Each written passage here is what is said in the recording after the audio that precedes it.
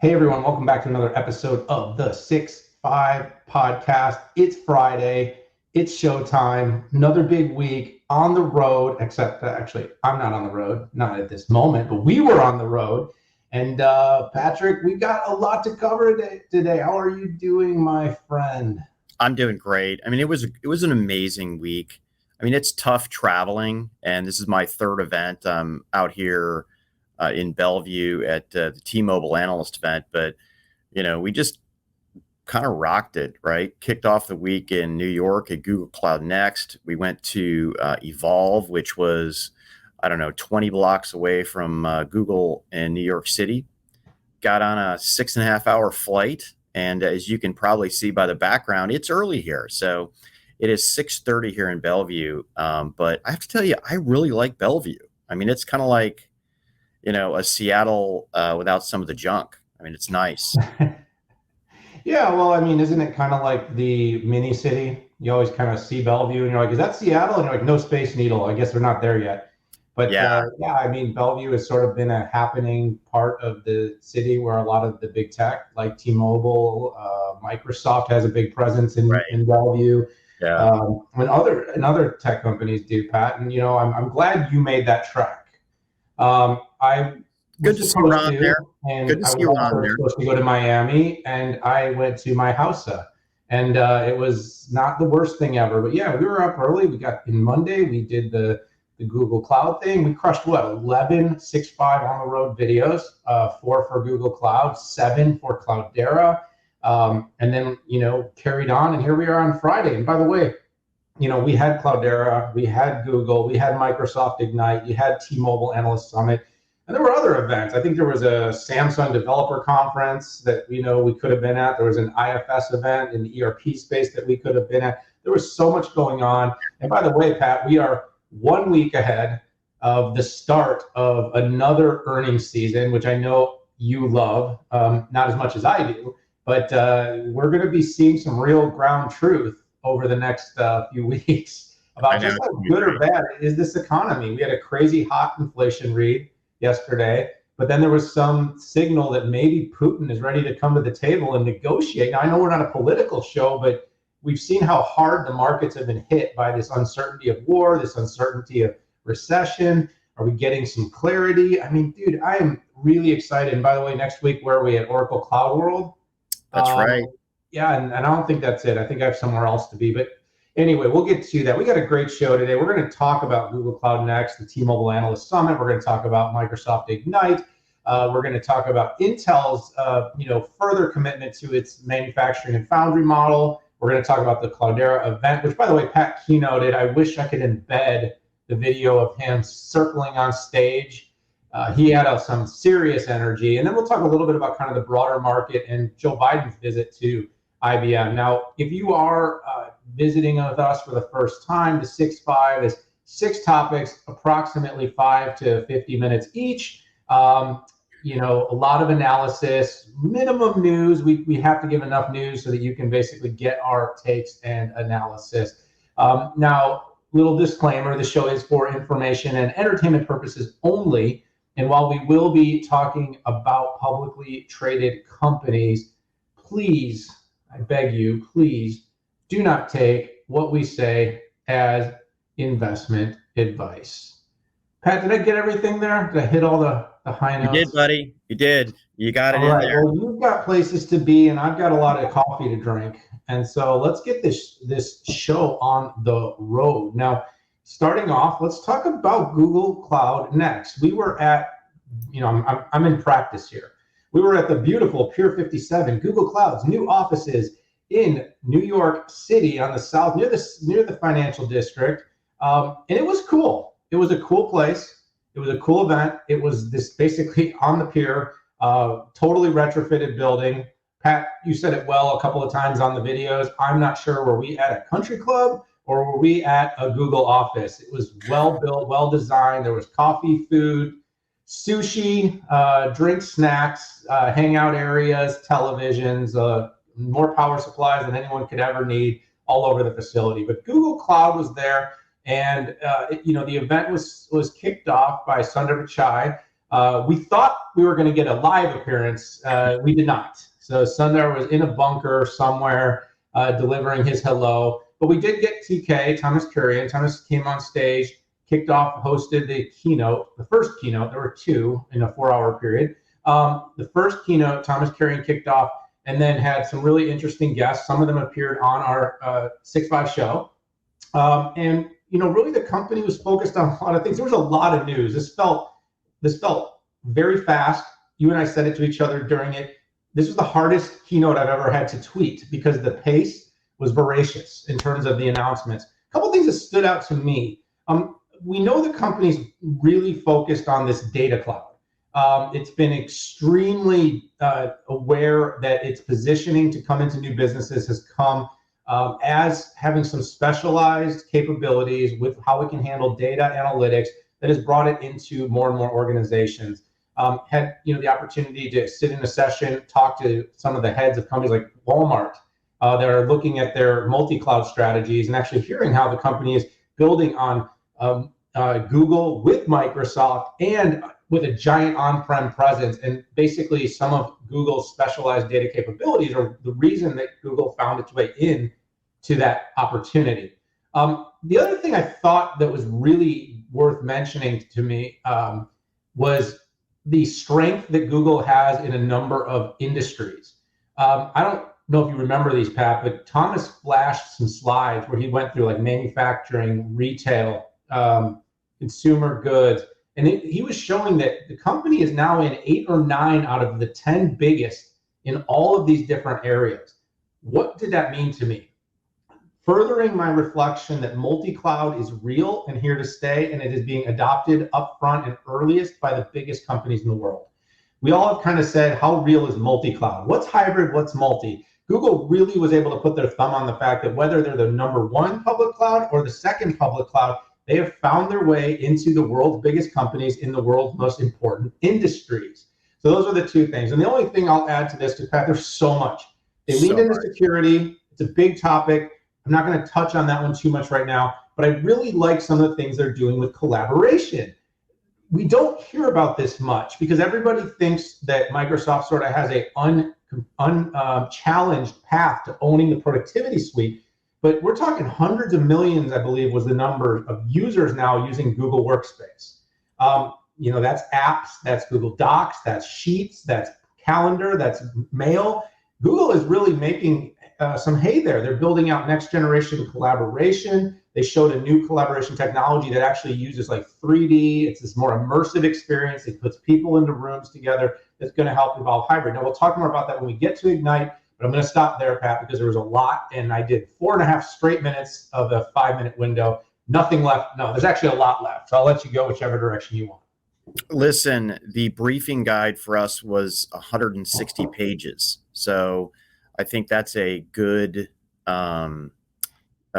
predictor of just how much happened here. And I think what I'd like to do is boil it down to, for me, it was four key things, right? You had mentioned it before, but it's open data ecosystem.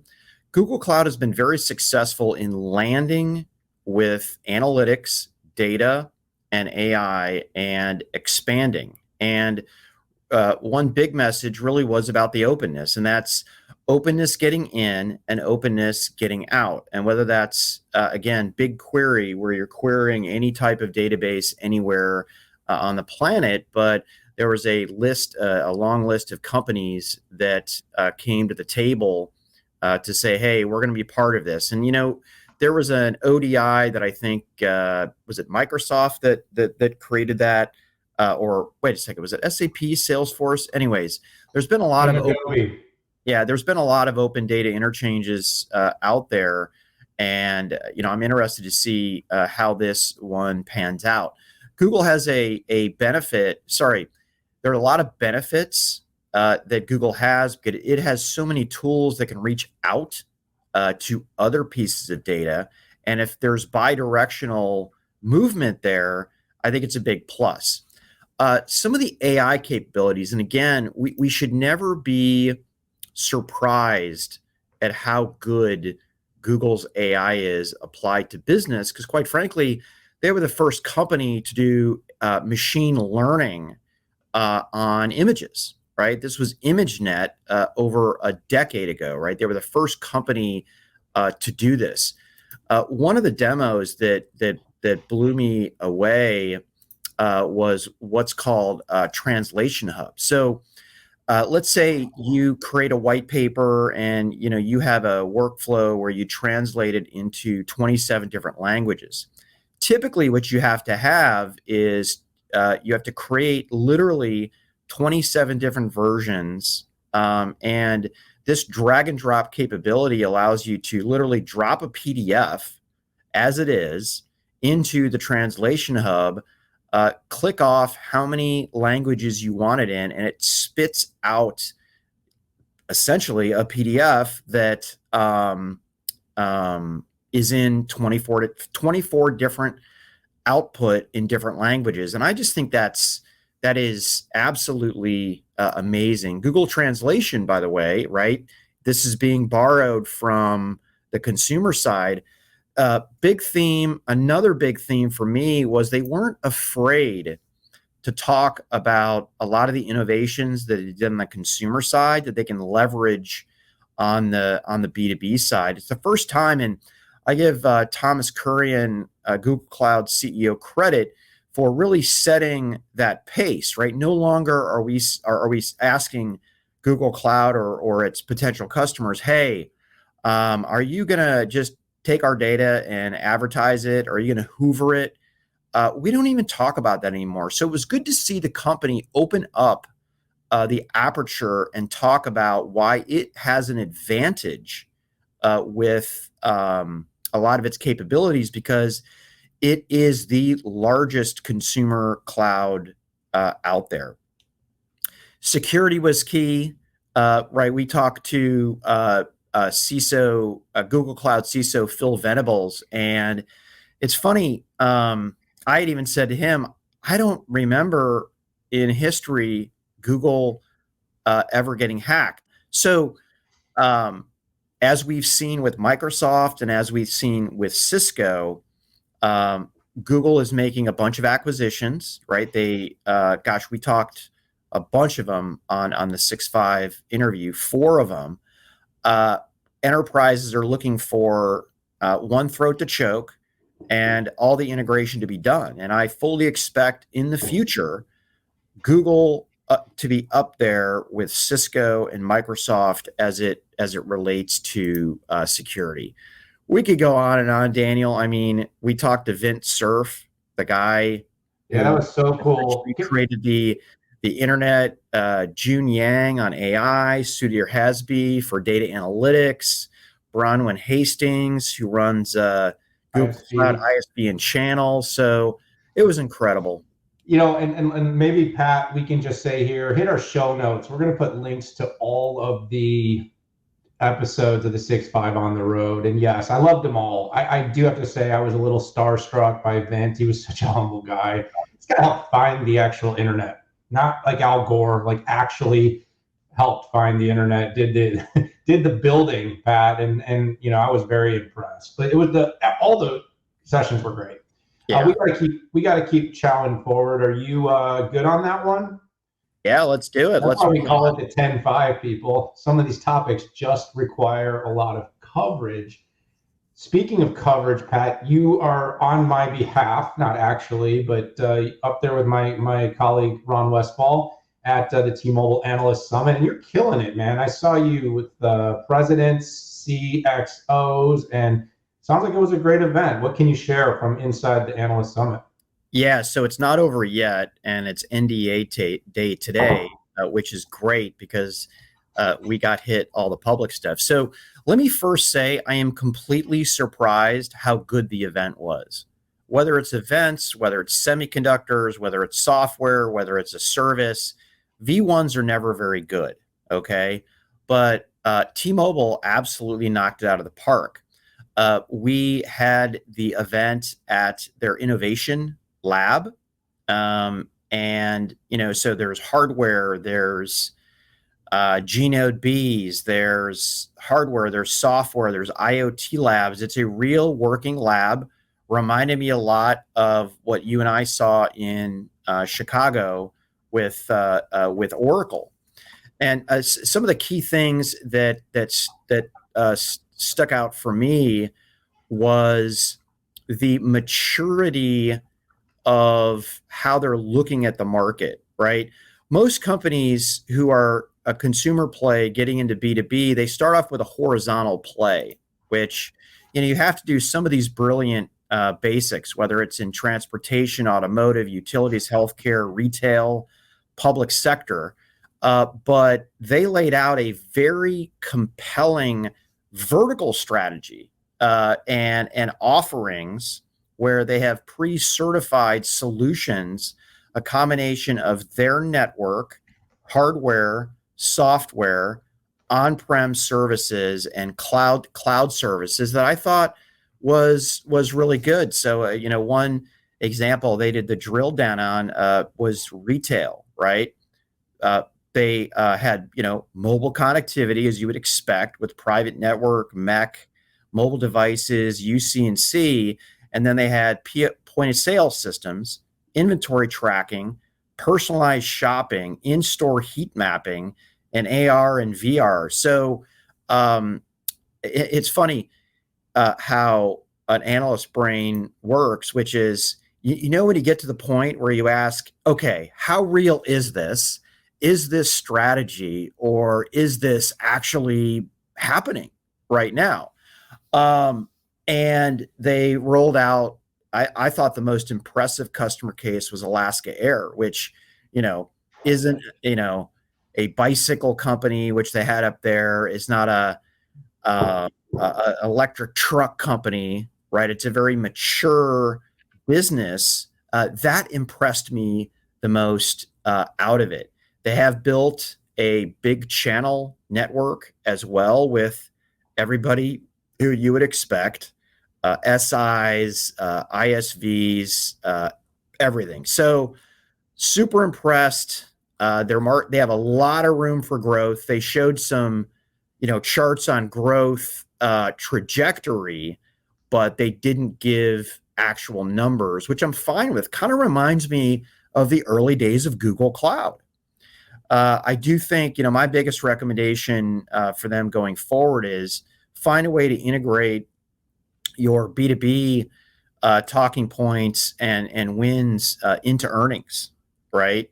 Talk a little bit more about it. And I do realize that there's a certain, revenue point that you have to get to make it interesting, but put a crawl chart in of new customers, net new customers, right?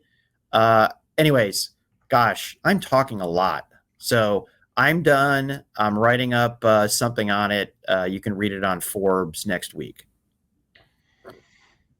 Well, Pat, first of all, I'm glad you carried a little bit of water on this one. Not being there, I didn't see what got announced, so I'm having to be a little bit dependent upon, you and your takes, your hot takes here. One thing I guess I'll say about T-Mobile as a whole is, I can really remember that, there was a point when you sort of saw the tides changing, and it kind of happened right before our eyes. This has been both as T-Mobile as a consumer company, when it was sort of in that leger, the uncarrier moment. And still going, by the way, met the guy who created the uncarrier moniker. Chief communication. So there you go. Yeah. And then basically, we kind of have seen it start to carry into the B2B side as well. The company has really transformed.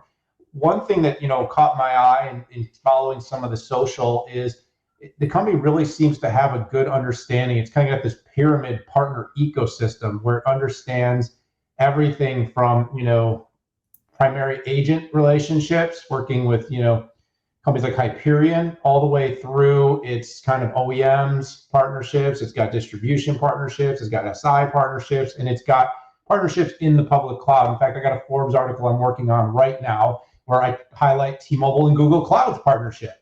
So this kind of telco to public cloud relationship continues to proliferate, and T-Mobile seems to continue to be at the forefront of innovation here. And if I think back 3 or 4 years ago, it was really, I would have said it was AT&T that was kind of the big carrier that was really kind of doing the telco cloud B2B story, and more, I think T-Mobile is carrying the water there. And I think the other thing is, the company's really got a lot of ambition in private network.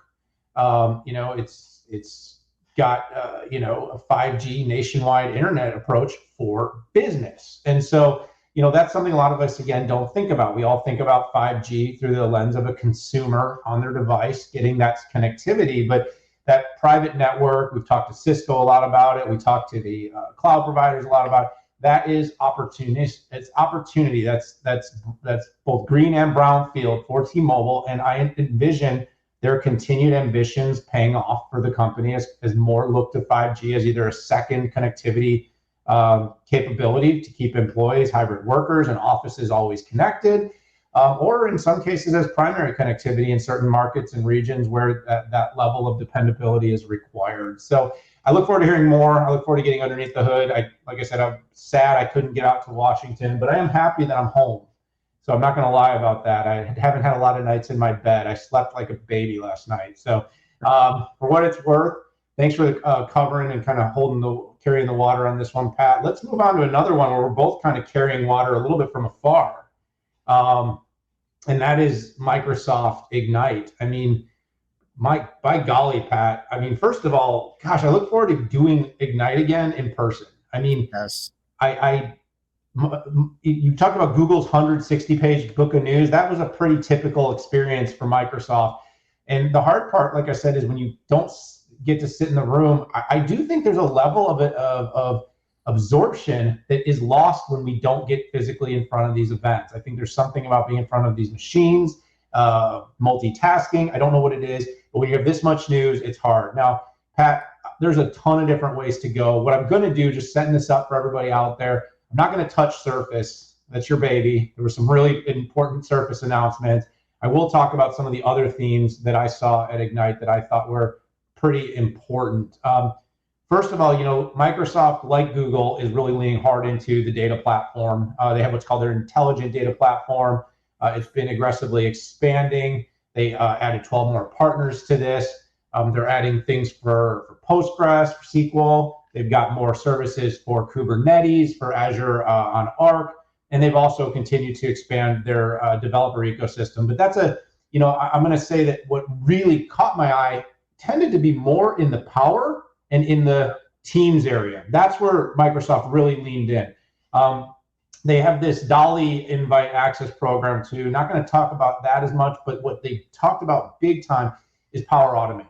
Power Automate and Teams really coming in together has been the focus of the company. They're finding more and more apps. I think high double-digit percentage of apps now that are being built on top of Teams are being done with Power. They're being done in low code, and Microsoft has been on this trend for a really long time. They've got AI Builder, they've got conversational intelligence. So basically what happens now is you don't need to be a developer anymore. You can build apps in Power, layer them into Teams, and then use them to connect, Pat, Yes. front to the back. There we go, baby. Efficiently without necessarily needing to deploy your most prolific developers to get the everyday applications in the business that you need. A couple of things done on the productivity side that I really liked was this new Places work app. There's always been collaboration available in 365 Office. What I would say is this is an area, Pat, where if I'm being upfront, I think Google has been better. I use Docs and I like the collaboration experience in Docs more than 365, but with Places, you can see where they're trying to take this workspace. It's kind of your optimization of hybrid work and physical workspaces to be able to collaborate more in no matter where you are. I like kind of the direction they're going. I think giving 365 Office and Places and finding new ways to engage and collaborate, it's a little bit of their workspaces answer to what Google's done with workspaces. The other thing I really did like, Pat, was the intelligent recaps. I don't know if you saw this. Yes. You and I attended so many meetings, and I just said, yes, you and I love recording the meetings, but then it's still, you get the transcription and it's still up to us to figure out what was worth capturing. Microsoft is using machine learning and AI to basically say, we can abstract layers of important data from a meeting and then turn it into meaningful insights and information.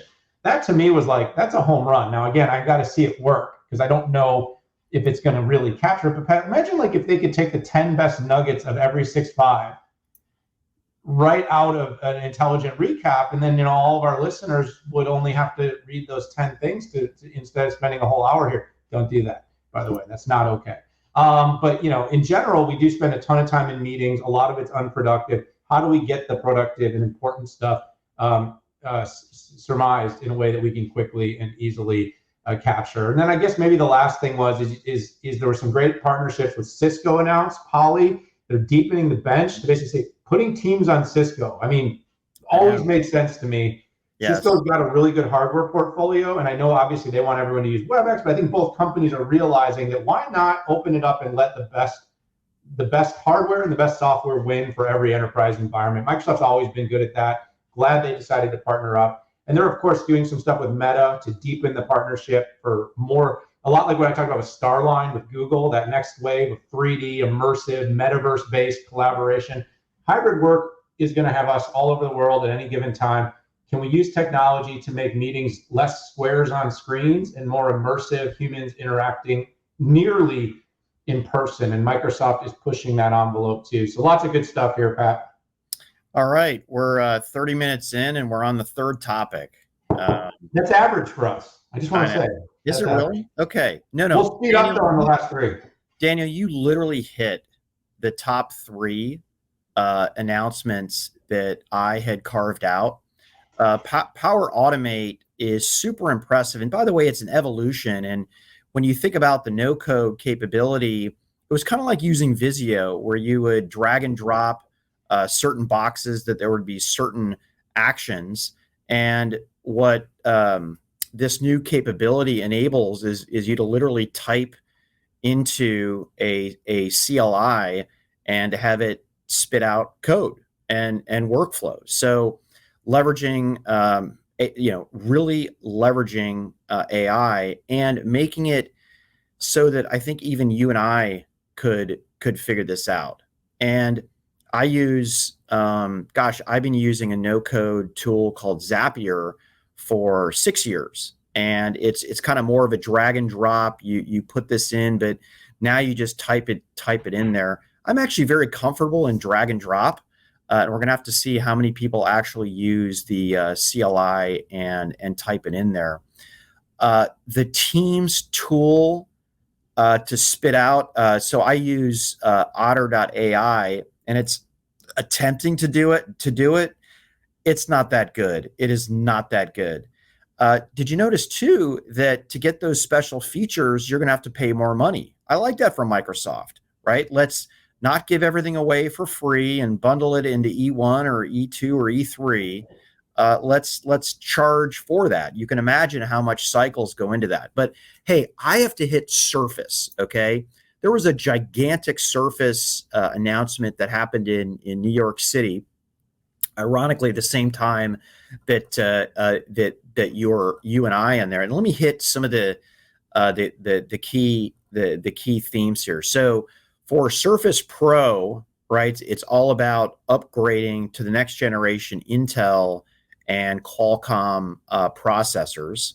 And of course, with Qualcomm, you get 5G. They've also pulled the line together, right? There was the Pro X and there was the Pro 8. Now there's the Pro 9 with two different processor options.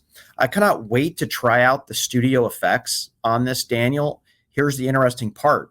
Between Intel and Qualcomm, you can actually do more effects on Qualcomm than you can on Intel. Why is that?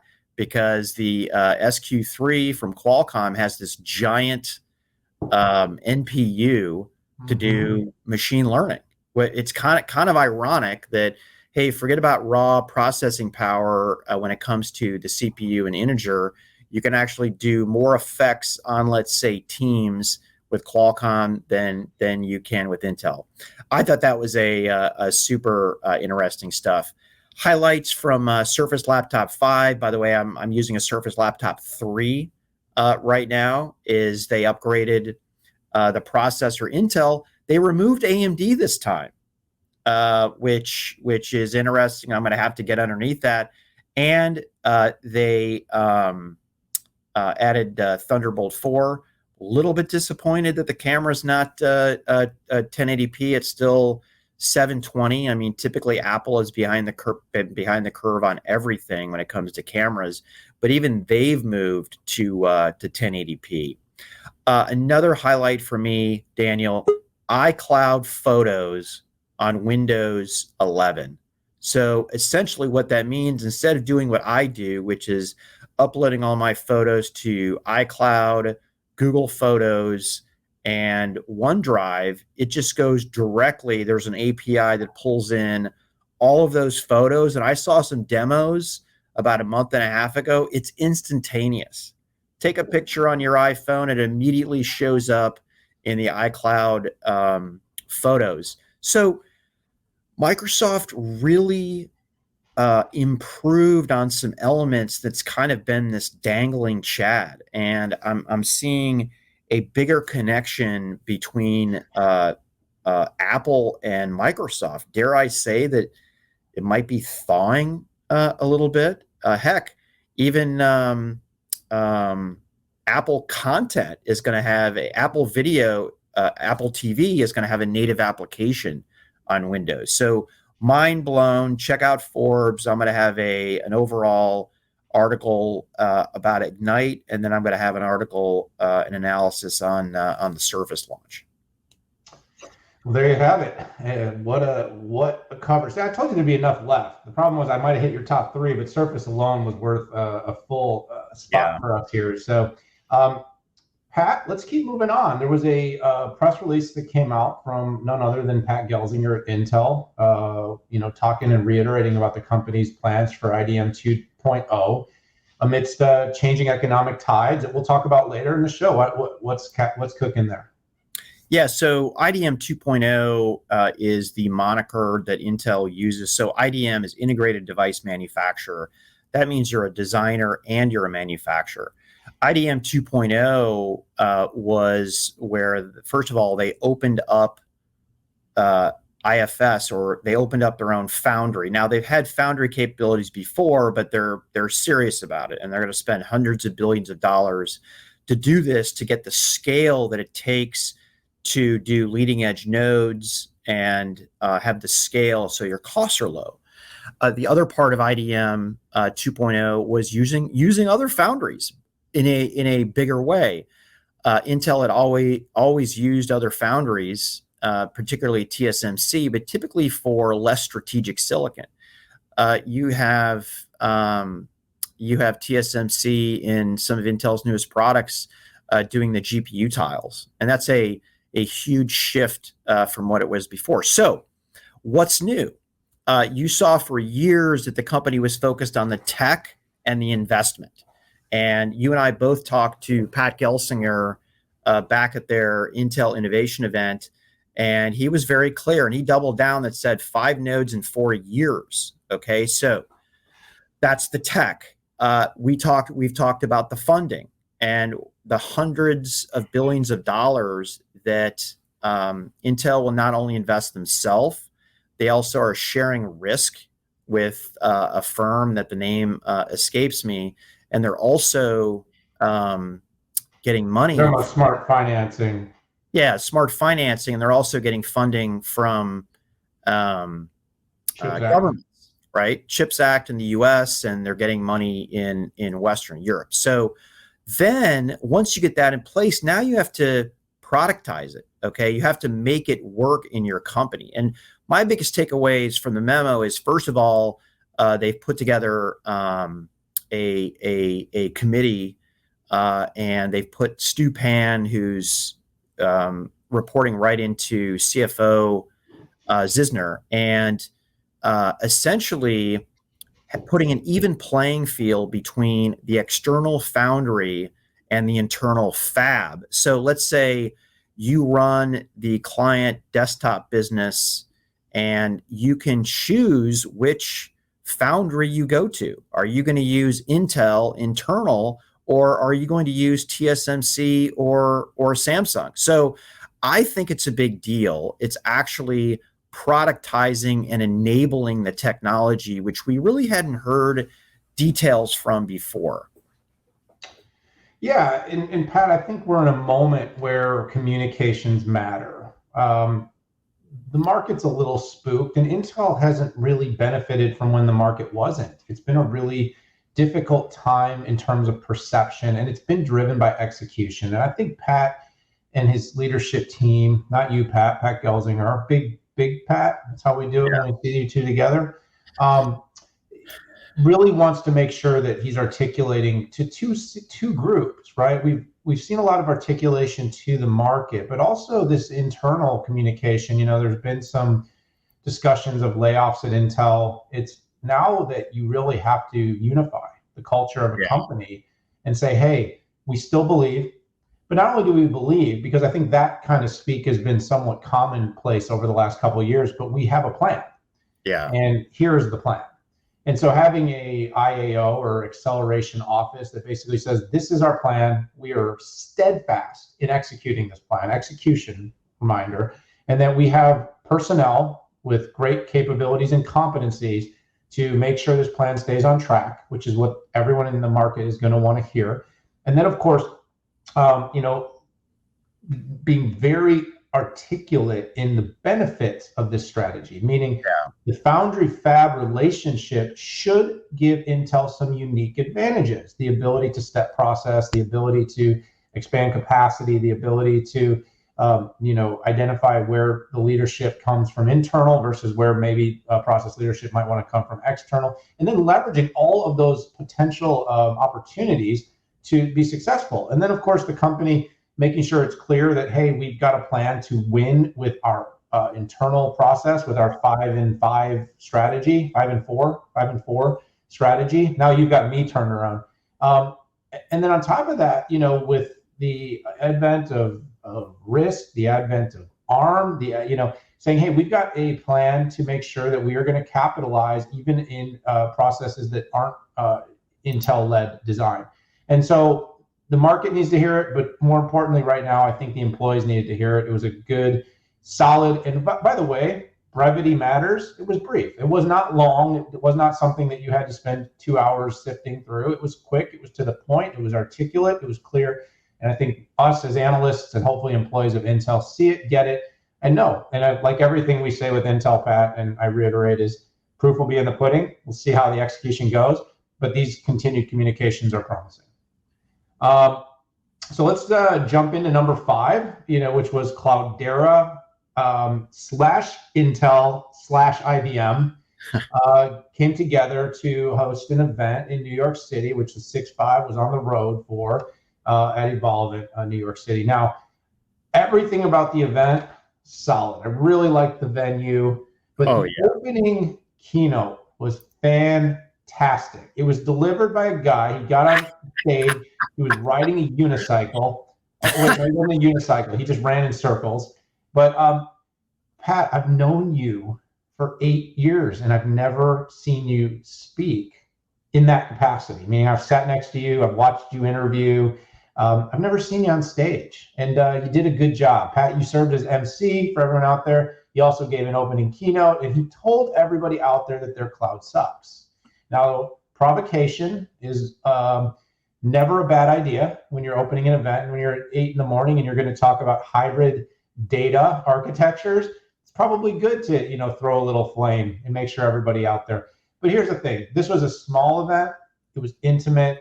It had a lot of big customers. Yep, there you go. There you go. Hold on. Let's there's the full run. You need to rewind that. Go back. I'm glad I got that. I'm really glad I got that. But you did a good job. And so again, we heard from CEO Robert Bearden. We heard from the Enterprise Data Management as a consortium or group. We heard from Rob Thomas, IBM's head of ecosystem. He's got a bigger title than that. It's he's an SVP and he leads. He runs sales and services, all the geos. Okay, big role. And they call it global markets. Global markets, and then we had just a whole series of really thoughtful conversations throughout the day with the executives. We talked to their chief product officer, their chief technology officer. In fact, here's really what's going on here. Cloudera has historically been known as a prem-based solution for data, okay? And over the last couple of years, in the wake of also going private, Cloudera has been in a transformational process of trying to convince the market that it has solutions for hybrid and public cloud. And you've actually seen it sort of pivot. About 2 years ago, they really went all to the cloud, which, by the way, Cloudera, you would have thought would be cloud-led. That's one of the always been the anomalies of the company. But in the last year, under Rob Bearden, since the go private, the company's really leaned into this CDP, Cloudera Data Platform, and with the focus on hybrid, understanding that most of its clients, it has so many big clients that use its platform. This is sort of Cloudera, Hortonworks, Hadoop, if you're familiar, and really bringing these clients into the modern era. And it's really about data architectures. You can call it mesh, you can call it fabric. They've got what's called Iceberg, which is this next generation technology. But what they're really doing is bringing together private and on-prem and public to create what's truly a hybrid data architecture for customers. The company has a lot of work to do to compel the market that it is the right solution, but it also has the foundational customers. And that was kind of the message that seemed to just get reiterated throughout the day, is that we need to unlock your data. You need to unlock all this data on-prem, and all this data can't just be structured data. We need to be able to unlock structured data. We need to be able to unlock unstructured data. We need to have an open ecosystem that can connect a lot of different applications to all your data, making it all available in a way that's efficient and affordable. I felt like the company did a good job, nailing and landing that message. I think we would all agree there's a lot of work to be done for Cloudera, and I think that's kind of what your message was on stage, is that, look, we've been talking about it a long time. There's a lot of work to do. In most cases, your cloud, quote unquote, sucks, and that, if you can build on the fabric, I know it's a little buzzy, and what's out there, and with what Cloudera is launching with CDP1, they really do have a potential to bring that prem-based architecture with your cloud together to get a lot more value from the data that's held within our organizations. Dan, good assessment. And I saw this as a really pivotal time for the company with this event. And I know that sounds dramatic, but you know me, I love drama.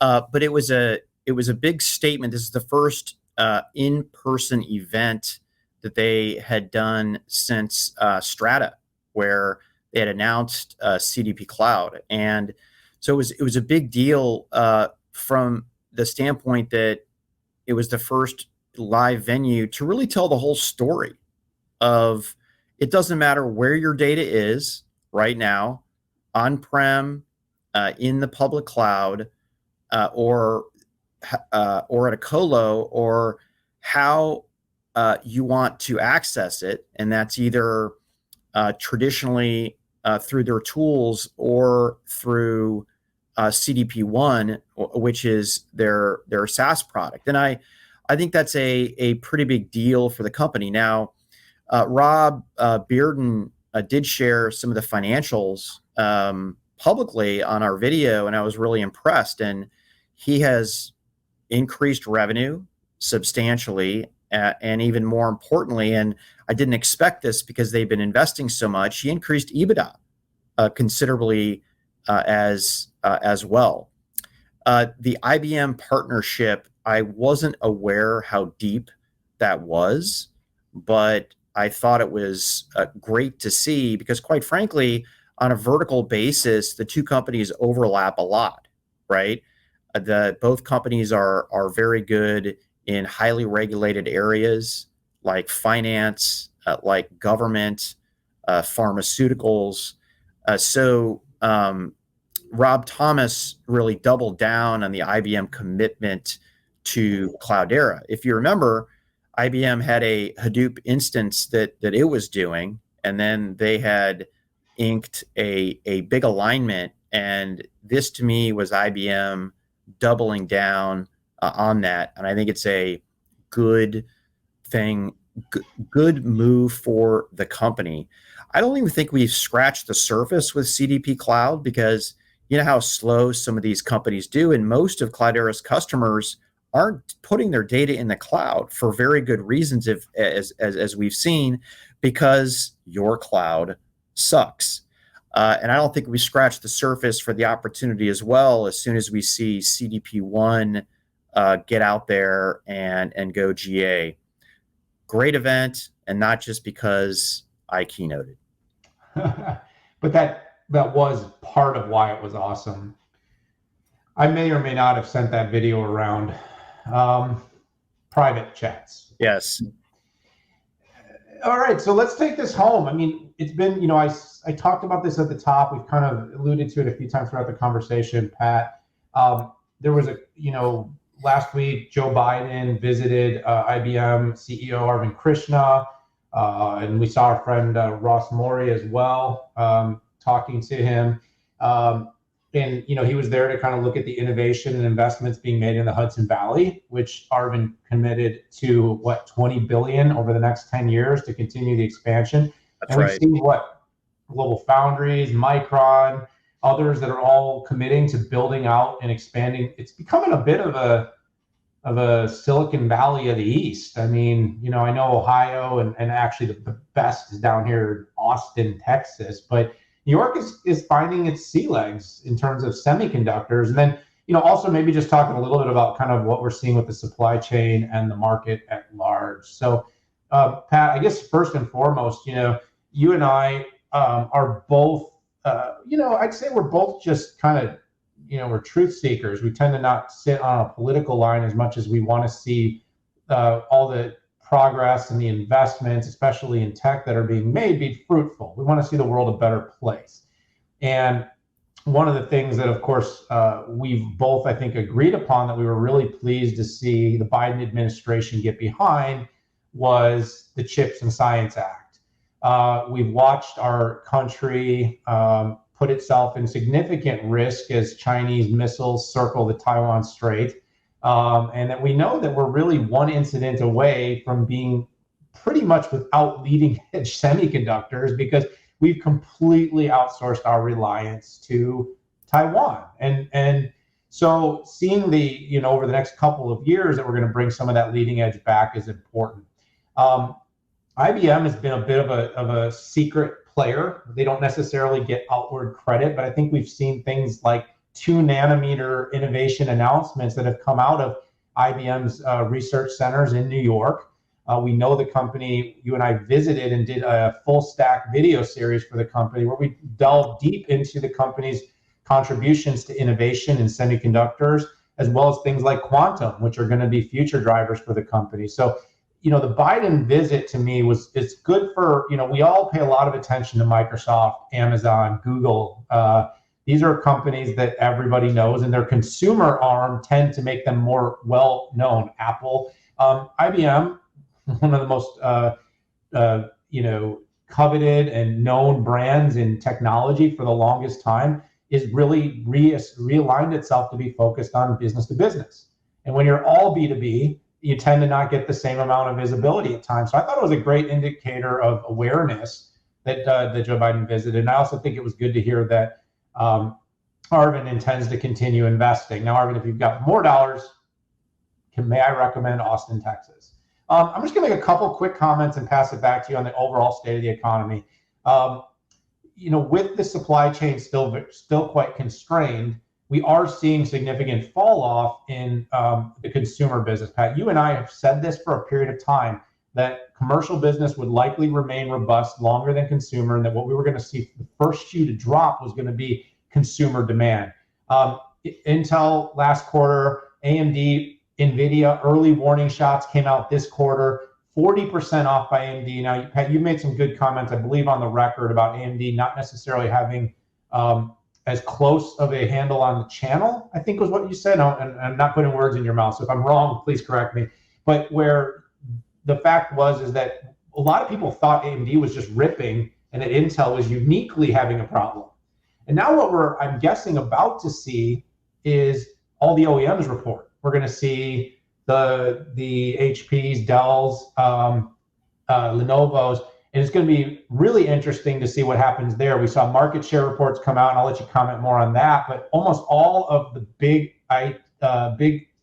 compute OEMs lost significant revenue in the last quarter. I think Apple was on one of them, the only one that showed a gain, which again will be kind of interesting overall. And then on the overall macro environment, Pat, we're heading into a really tough moment. I can't split the data any other way. Our low unemployment rate is horseshit. I don't know what else to call it. You've got 2.5 million people that left the workforce. None of them have come back yet. At least probably half will have to come back at some point. And when you actually add that back into the participation rate, we're going to see unemployment jump. You've got the signals of layoffs and hiring freezes in the market. You've got interest rates, 7% now for a mortgage. You're going to see car payments and loans jump above 8% in the near future. Credit markets are tightening. We don't have labor. Our immigration policy is a disaster. We need to bring in legal immigrants that can actually do service jobs because our service market is what's driving inflation through the roof. We're seeing a little bit of signs of easing, but the Fed policy is only going to get tighter because the data is not giving them any reason to slow tightening, which means markets are going to stay repressed, asset bubbles need to explode, and this will affect tech. But on the positive side, and this is my last thought, I do believe in the end, automation, AI, data, technology, and cloud are actually going to be the solution to all the problems that we have, which means the next semiconductor boom will come. It means software and technology will continue to roar, and that if you have no faith in anything, know that tech will come back. It's always easier to look in the rearview mirror, but we over-rotated on stimulus, and I think that last stimulus money print and distributing of the money is one of the biggest reasons we're in where we are right now. We also gave out stimulus checks to people who still had jobs. So and companies. Yeah, and we should have, PPP. We should have taken it through the unemployment process, but I believe that there was a fear that that's so slow, it would get so overwhelmed that people wouldn't get any money, and then we would go into this deep recession. Well, here we are. I think we printed more money in the past 3 years than we did in the previous 25 years. We spent more than any war. It's just, we shot ourselves in the foot, and here we are, right? What are some of the markets that just completely tanked? Well, like you said, the PC market is down 18%. Heck, between Analyst, Gartner, and IDC, we can't even find agreement on how many MacBooks were shipped, right? IDC say it was 10, Analyst said it was 7.9, Gartner said it was 5.8. I mean, there's a 40% differential between IDC and Gartner. I mean, that is a clear indication to me of the uncertainty. What I can confidently say is Apple was up, and then the question is, were they up 40%, or actually Gartner had them, actually, now that I look at it, Gartner had them down. So okay. We'll have to see, and we'll have to wait for earnings to see what really happened. Now, let me pivot back to where you started, and that was President Biden visiting IBM. I think, first of all, I would say I support about 5 out of 100 things that the current administration is doing. I think they're focusing on the wrong things, and I think I give them a lot of responsibility for the mess that we're in economically. I mean, this is Biden's economy. Yes, the previous administration did the first stimmies, but we didn't need that second one. And thank goodness we didn't do the $3 trillion that the administration wanted to pile in. We broke it apart and did really smart things like CHIPS Act and the Science Act. But even in the face of this uncertainty, we have IBM, right, knuckling down and committing to $20 billion in regional investment. And I think that says a lot about a company to make a huge investment commitment. And sure, it's over a bunch of years, and we don't know how much they'll spend the next two, but I don't think that matters. I mean, and it also it shows that IBM is a believer that tech is deflationary and anti-recession. You talked about automation. It's a really good example of how you can combat some of the biggest issues that you're having today around information workers and frontline workers. I mean, heck, 3%, like you said, of the workers just left and never came back. I'm seeing a ton of, just as an example, fast food restaurants, in particular, McDonald's rolling out automation. And, you and I both saw that through technology that IBM and Lenovo is providing with an AWS AI backend, that 50% of the orders at a drive-through will be taken by AI as opposed to a person. So here we are. That's all I have to say. That's it? Nothing more? Yep. All right. Well, Pat, great show. I know it was a little early where you are. Thanks for sucking it up and getting up. I love seeing your bed in the background. Knowing where you sleep keeps me warm at night. But really good week, solid. Back on the road next week. See you guys all in Las Vegas at Oracle Cloud World. And then I'll be off to Red Hat Ansible too as well. Pat will be with me. I don't know where else he's going, but hit that subscribe button. We really appreciate the community. We know this show is a lot of fun for you because it's certainly a lot of fun for us. We will be back in the next week, hopefully on Friday from wherever we are. But for now, we got to go. We got to say goodbye. So we'll see you all later. Take care, everybody. Thanks for stopping by.